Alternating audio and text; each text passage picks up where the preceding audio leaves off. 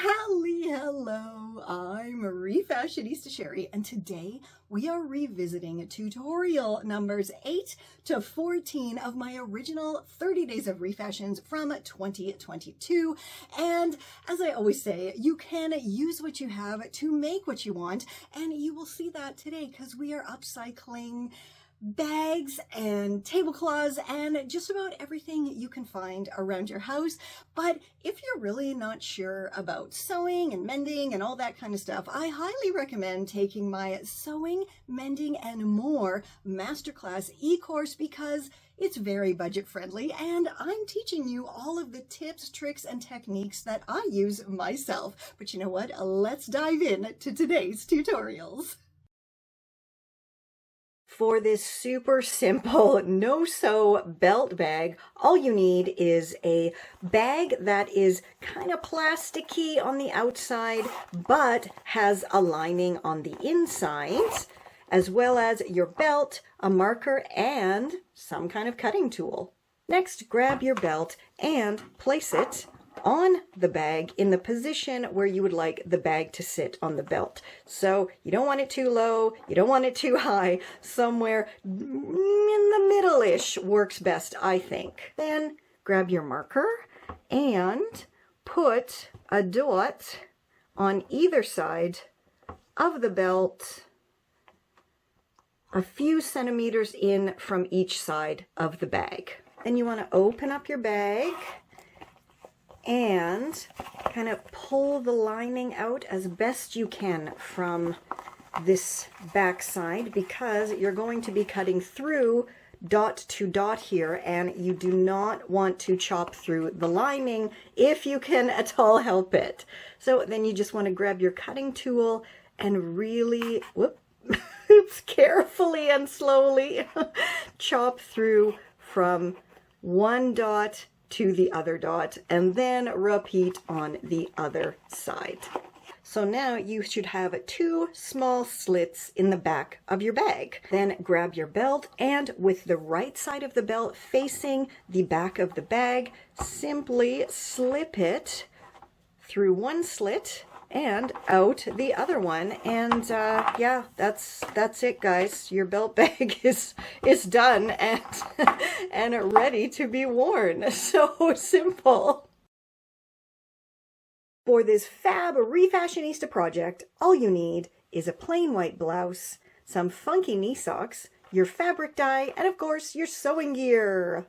And the dye bath is now ready. Now let's pop this in. And oh, I think this is going to be very much improved in an hour or two. I am so pleased with how this came out. It is super mottly because I wrinkled it all up when I was dyeing it, and I absolutely love it. Now let's make it even more unique looking. So I folded the shirt evenly in half and lined up the shoulder seams and the sleeve cuffs. And now I'm going to chop off the sleeves at about the elbow length. Remember those super adorable knee socks? Now we're going to use them. So the first thing you want to do is chop off the feet of the socks. Now, because I think I'm still going to wear these, I'm just going to turn them into kind of ankle socks. So I'm just going to chop the foot part off. And luckily these are striped, so it's quite simple to just follow those lines. And now I can still wear these as ankle socks, easy peasy. So now you're gonna grab one of those chopped sock tops, ooh, that's hard to say, and flip it inside out.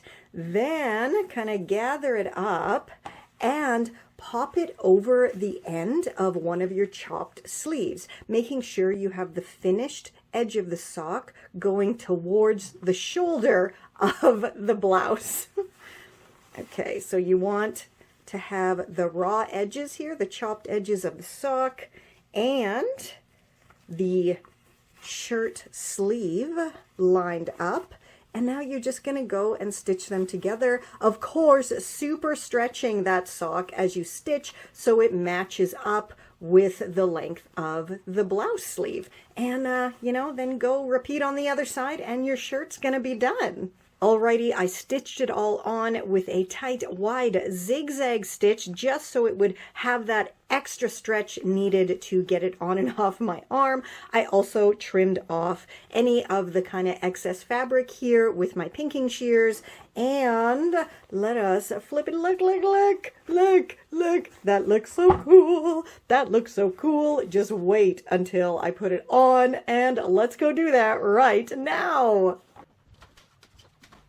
How fantastic does this look? I am like so pleased with this as well. I mean, the oranges are actually so close to each other. That is absolutely fantastic. There's no way that I would be able to squeeze my chest into this. No way at all. So let's go and upsize it because I love it and I want to wear it. For this quick upsizing project, you'll need your too small garment and some insert fabric, and of course your sewing gear. So because I'm going to be turning this into a top, I have already marked the length I'd like it to be, plus a centimeter or two for seam allowance. Now I'm just going to chop it to size. Now I flipped it inside out, grabbed my seam ripper, and I'm just going to carefully unpick these side seams. Now because this is clearly like homemade 1960s, 1970s, the seams are actually really quite easy to pick through with my seam ripper, but because the fabric is very delicate, I'm going to be super careful and just kind of go thread by thread here because I really don't want the fabric to rip and start fraying. So now I have my sides all neatly opened up here, and I have also chopped my side panels to the right side. Now with these ones, because again this is vintage fabric and it already has this one edge here is finished, so I'm going to use the finished edge up at the kind of underarm area here, so then I don't have to kind of faff about folding this over and hemming it up. So let's insert our side panels now. Right, so I'm just going to flip this over and put it together with the right sides facing. And truly, all I have to do now is go stitch this side together, then stitch this side to the other side, and repeat the whole process on the other side of this soon-to-be shirt. Okay, I love this pattern mix. It is so super, super cute together, but clearly the bottom needs something done to it, so I think I'm going to take this last remaining length of that vintage fabric I have and add like a little ruffle along the bottom here. So let's go create that ruffle. So first I chopped that piece in half and then stitched the two lengths together and then hemmed up one of the edges, and then I took that long length of fabric and attached it using little pin tucks all the way around. Now all I have to do is go stitch this together. My little pin tucks came out so adorably perfect. Now let's go try this on and style it up. How totally adorable did this come out? This is, I mean, with this ruffle, and it's kind of swingy now, it is so comfortable. I love this so much. This is one of my favorite upsizes, I think, for sure. Do let me know down below if you frequently find yourself upsizing items in your closet or items that you thrift as well. I would love to know your favorite items to upsize. Let's transform this into something fantastic to wear for the fall and winter. For this super fast project, all you need is your sleeveless garment, a long sleeve shirt that you don't mind chopping up, and your sewing gear. So your first step is to flip the long sleeve shirt inside out and then fold it evenly in half with the sleeves as perfectly lined up as you can get them.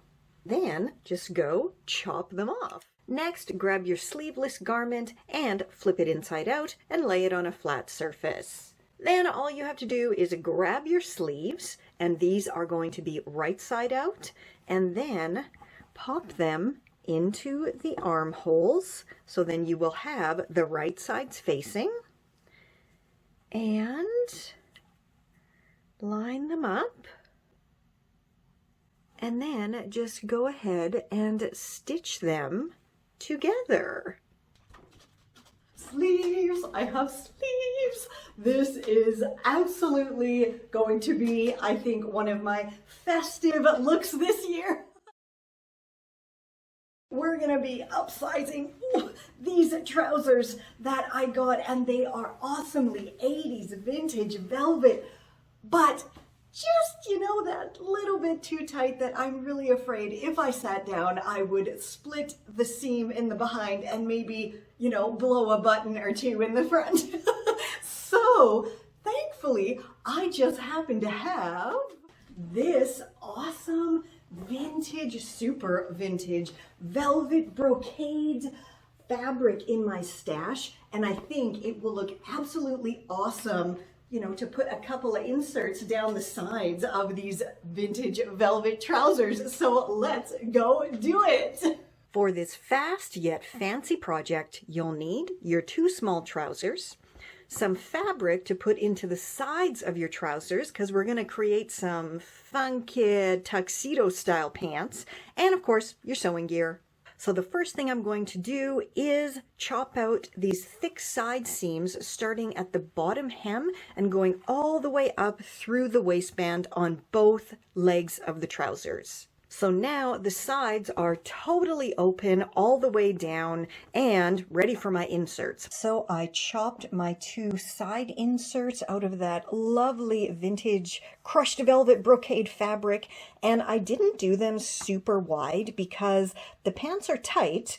I can still do them up, but they are quite snug. So I just need, you know, that little bit of extra room to make them more comfortable. So I think these are about 4 or 5 centimeters wide each, and that should be more than enough, including seam allowance, to make those trousers fit comfortably. Alrighty, I have already gone ahead and hemmed up the top edge. Now I'm just going to grab the waistband area of one side of my trousers and pop this together here, my insert, with the right sides facing, and making sure everything is lined up correctly here, because there is a pocket, which that should be pinned on the other side. Silly me. And there we go. Okay, I think that is pinned in place. The pocket is correct. Yes, the pocket is correct. Okay, now I'm just going to go stitch all of this together all the way down one side, then down the other side of the trousers, and repeat the whole process then on this side of the trousers.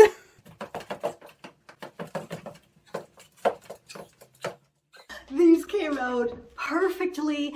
I have more than enough room here. I could eat a big meal. I can tuck stuff in. All fantastic. And all thanks to these adorable velvet side inserts. How simple was that too? This awesome lace top. It's like fully lace. It is so super cute. The only problem is the sleeves are a little bit too tight and the chest is a little bit too tight. So this definitely needs an upsize. But I also found this gorgeous round tablecloth. So let's go upsize this and then attach it to this and create a beautiful boho floaty maxi dress.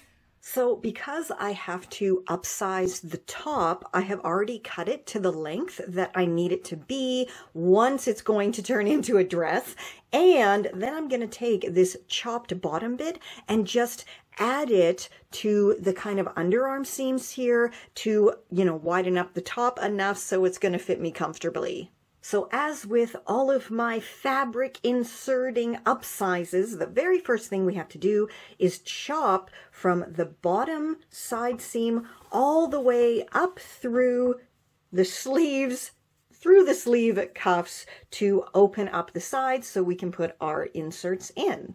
Alrighty, all of my sides are now open, and I already went ahead and chopped that bottom part that I had already chopped into the correct size for my sleeve insert panels. So all I'm going to do now is pop them together with the right sides facing and go ahead and stitch everything together.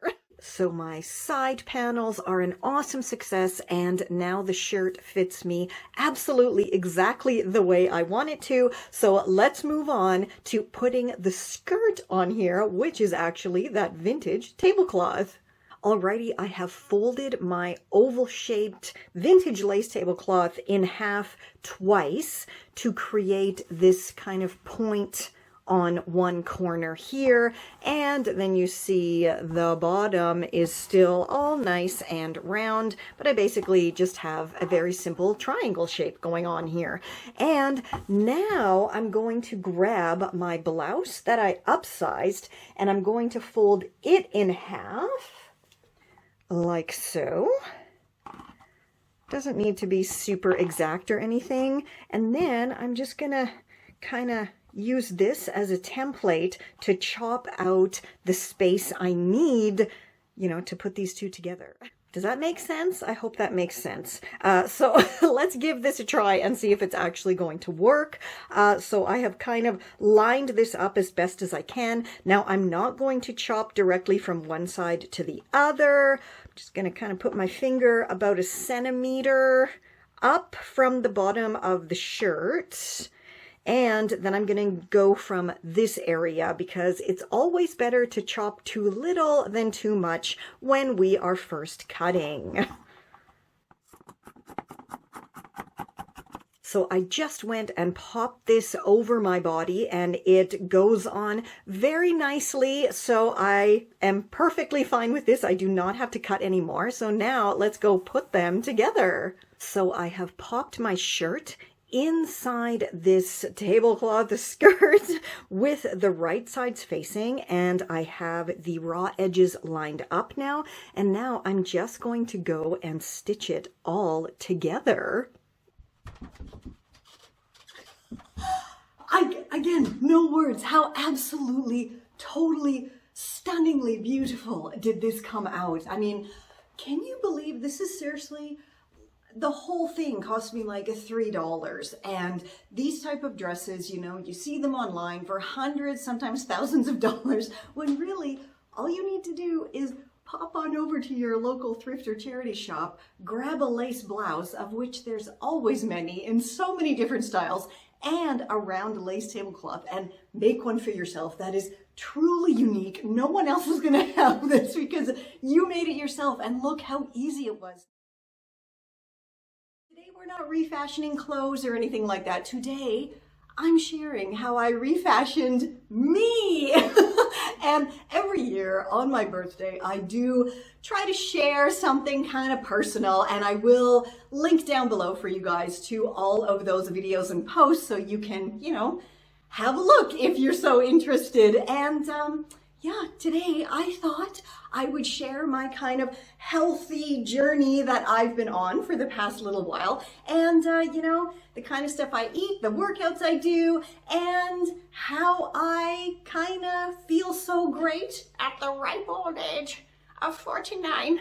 As so many people tell me, I am just so old now. I'm so old.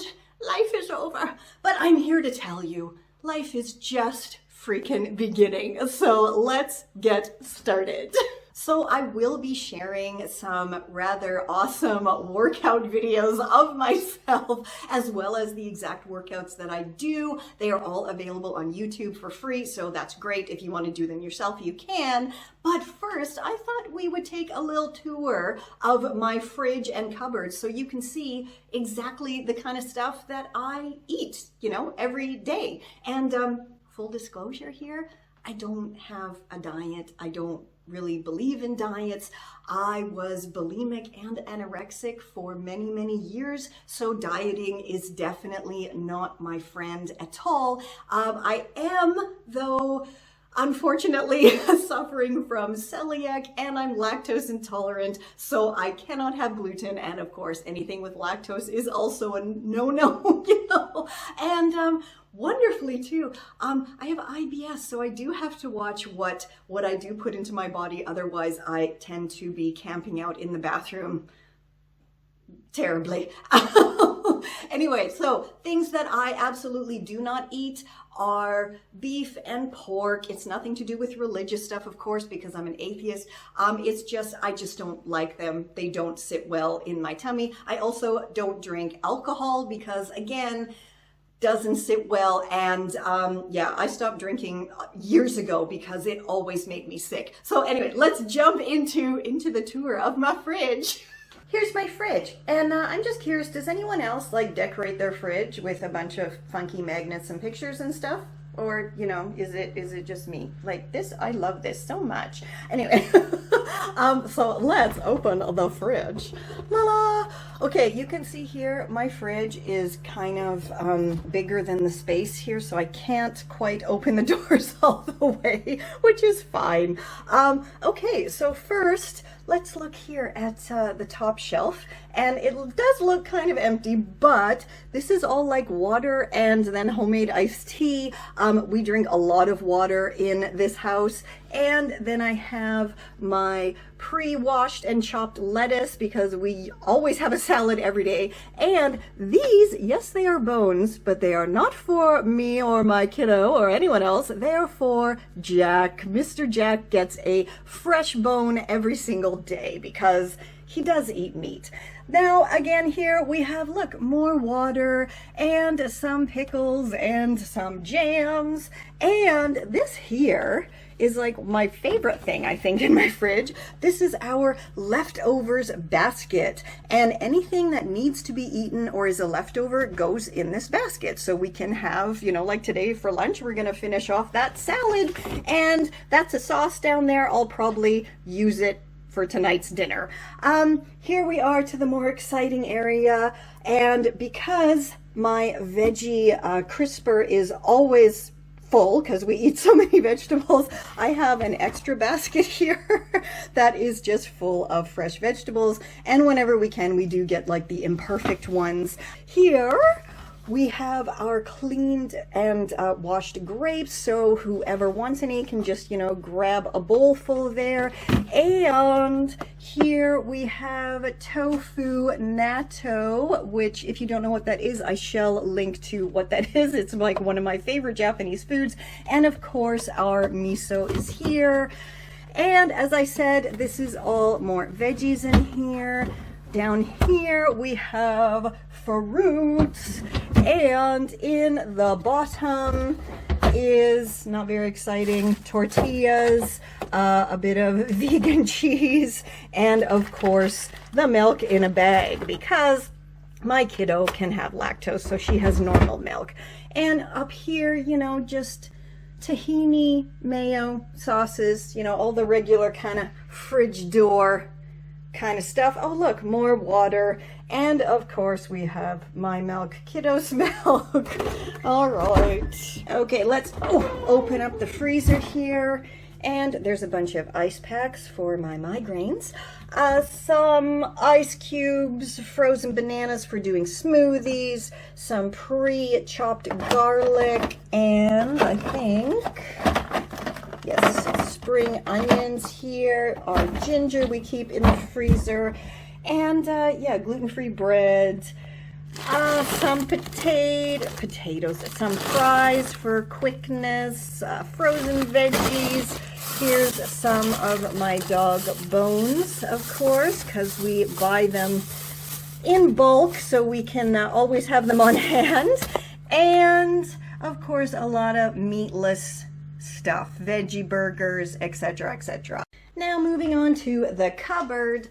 Look at that. We have a whole bunch of noodles, pasta, beans, of course, gluten-free stuff, lentils, a lot of rice noodles. All of our oils live there as well. Next, we have our kind of morning-ish cupboard here. So we have all of our bread, and my gluten-free bagels live there. Of course, gluten-free rice cakes, peanut butter and honey, coffee, toaster, lots of different teas, and a whole bunch of different crackers and stuff up there for snacks. Speaking of snacks, like when I say I don't kind of police myself, I really don't. So up here we have our basket full of crisps and chips, and here's Mr. Jack's treats. Then moving down here, we have, you know, the popcorn, the breadsticks, all of this kind of stuff. And again, clearly I don't eat the stuff I can't eat. A lot of this is my kiddos,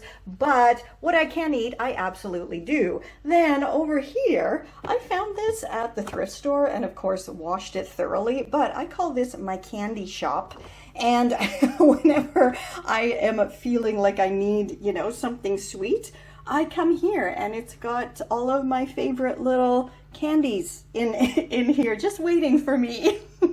So I just want to share that my very awesome upcycled ladder pot rack is still going strong, and I shall link the tutorial down below for you guys. But here is something that is an absolute staple in our diet, and that is potatoes. And yeah, here's my potato holder in my kitchen. It's actually just a plant holder that I got at the thrift store, but it works absolutely fantastically. We also use a lot of garlic and onions in our cooking, and that's why those are just always out and ready for action. So in addition to not really limiting myself to any kind of specific diet at home, we also, you know, enjoy a good fast food every now and again. And now and again, I mean like once a week, maybe 3 times a month, I guess. And it's really not that big a deal. We really love chicken shawarma.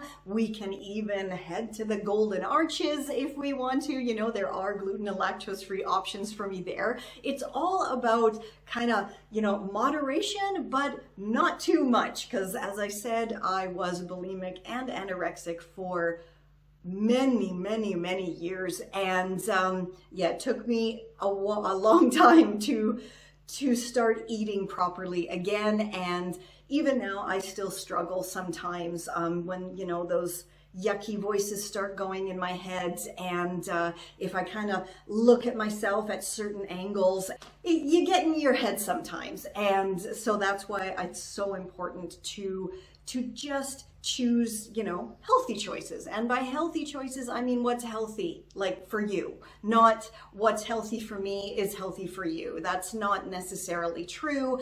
And if you're happy in your own body, this is the most important thing. You know, I mean, now when I look at myself in the mirror, I feel great. And it is such a change from when I was in my 20s and my 30s and my teens, and I would look in the mirror and I was so skinny, and I hated myself. I absolutely hated myself. And again, that comes from the environment I was raised in, as well as, you know, being a model. That really did not help, as I was given loads of tips and tricks for how to not eat, basically, or the best ways to make myself throw up, which all of these things are really not good things to be teaching anyone.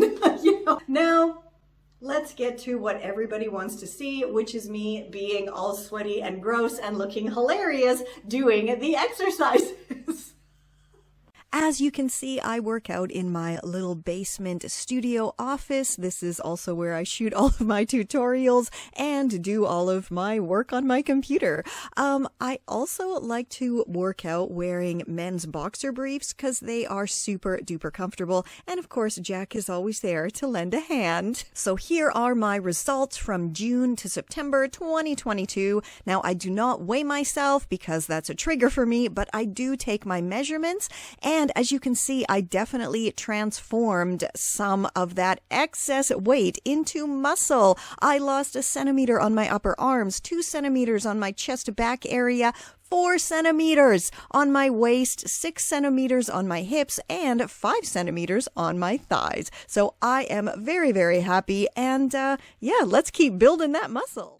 7 more projects, upcycled, refashioned, and absolutely awesome, including a little refashion of yours truly. If you want my one-on-one guidance, please do take a peek at my wardrobe Refashionista services, and that's where we can talk about everything that you would love to refashion, and I'll give you all of the tutorials you could possibly want to transform and upcycle your own wardrobe. And of course, it is, as always, very budget friendly. Now be sure to subscribe so you don't miss the next section of tutorials coming up in just a couple of days. And remember, my all new 30 Days of Refashion starts Monday, September 1st. And until next time, stay safe, stay well, and I'll catch ya on the zigzag. This is Confessions of a Refashionista.